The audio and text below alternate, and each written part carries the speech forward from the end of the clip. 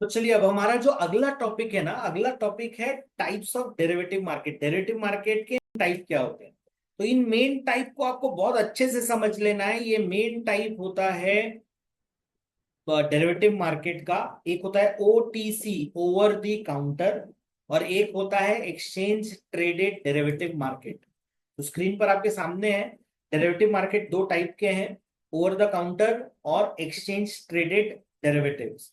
अब over the counter होता क्या है? ओवर द काउंटर एकदम सिंपल है। जैसे आपको एक मेडिसिन लेनी है, और मेडिसिन लेने के लिए आप मेडिसिन शॉप में गए। तो जब आप मेडिसिन शॉप में जाते हो और आपने मेडिसिन खरीदी, आप काउंटर पे गए, पैसे दिए, मेडिसिन घर लेकर आ गए। अगर आपने फार्मेसी से ऑर्डर किया है, तो आपने एक एक्सचेंज ट्रेडेड प्लेटफॉर्म पे ऑर्डर किया है। एक्सचेंज ट्रेडेड का मतलब क्या है, यहाँ पर मैं आपको बता देता हूँ। फार्मेसी एक प्लेटफॉर्म है, वो आपको मेडिसिन सप्लाई करता है। अब वो हो सकता है वो नियरेस्ट मेडिसिन स्टोर से सप्लाई कर रहा है। तो स्टोर में आप नहीं गए हो, आपका और स्टोर वाले का डायरेक्ट बाइंग सेलिंग नहीं हो रही है, बीच में कौन है? आपका फार्मेसी। जैसे आप जब जाते हो फ्लिपकार्ट या अमेजोन से, जब आप खरीदते हो, तो आपका एक बायर है, एक सेलर है, लेकिन उनको मिलाने वाला कौन है? वो है मार्केट प्लेस, जिसे कहा जाता है अमेजोन या फ्लिपकार्ट। तो आप जब अलग अलग प्रोडक्ट खरीदते हो, कभी आपने बुक खरीदी, कभी आपने टीवी खरीदा, कभी आपने मोबाइल खरीदा, तो सेलर भले अलग अलग हो, लेकिन आपका माध्यम एक ही है, अमेजोन। सो इससे क्या होता है, आप जब खरीदते हो तो बिना डर के खरीदते हो कि भाई मैं इस फला फला मार्केट प्लेस से खरीद रहा हूँ, इनका ट्रैक रिकॉर्ड बहुत बढ़िया है, तो मुझे डरने की कोई जरूरत नहीं है। मेरा काम है पेमेंट करना, सामने वाले का काम है प्रोडक्ट को डिलीवर करना। तो ये एक एनालॉजी है जिसको आपको समझना पड़ेगा। ये है एक्सचेंज ट्रेडेड डेरिवेटिव के लिए। तो अब अगर आपने और मैंने आपस में मिलके एक फॉरवर्ड कॉन्ट्रैक्ट बनाया, भाई ये खरीदेंगे, आपने बोला ठीक है, मैं खरीदने को तैयार हो गया, आप बेचने को तैयार हो गए, कॉन्ट्रैक्ट बन गया, ये ओवर द काउंटर कॉन्ट्रैक्ट। लेकिन अगर यही कॉन्ट्रैक्ट एक्सचेंज में ट्रेड होने लगे, तो वो क्या कहलाएगा? Exchange traded derivatives. तो आज जब आप स्टॉक्स खरीदते हो, तो आपको इस बात की चिंता होती है क्या कि ये स्टॉक को आप जिससे खरीद रहे हो वो कौन है बेचने वाला? मेरे पेमेंट कर दूंगा, वो पेमेंट मिलेगा कि नहीं मिलेगा? कभी आप सोचते हो इसके बारे में? कभी नहीं सोचते। क्यों? भाई मैं एक्सचेंज में खरीद रहा हूँ, एक्सचेंज ने नियम बना के रखे हैं, पेमेंट करना मेरा काम है, एक्सचेंज का काम है मुझे प्रोडक्ट ला के देना। अगर मुझे मेरे स्टॉक्स नहीं मिलते हैं, तो या तो स्टॉक्स ऑक्शन में खरीद के मुझे देंगे, अगर ऑक्शन में नहीं मिलता है तो मुझे उसका पेनल्टी का कुछ हिस्सा देंगे, उस बंदे को जो भी पेनल्टी लगेगी।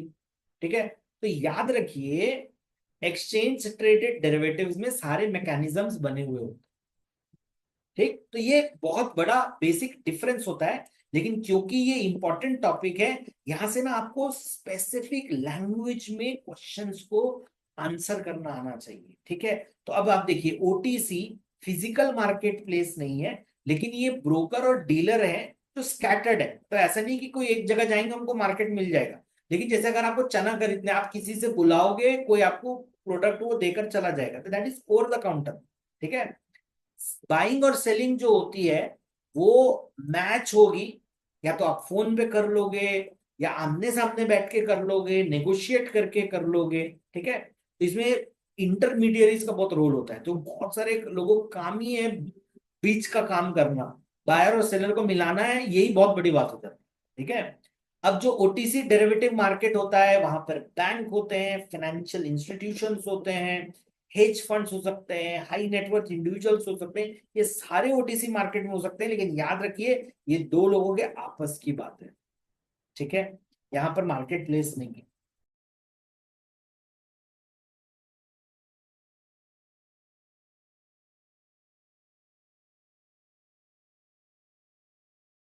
अब आते हैं एक्सचेंज ट्रेडेड। देखिए, जो आपने पहले ओटीसी में देखा ना, उसको आपको याद रखना है, क्योंकि क्वेश्चंस फ्रेम होते हैं वहां से। ठीक है? अब आप देखिए, जो आपका ओटीसी तो आपने समझ लिया था। ठीक है?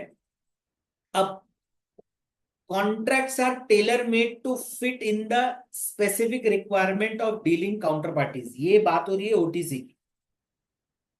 The management of counter party risk is decentralize and located with individual institution.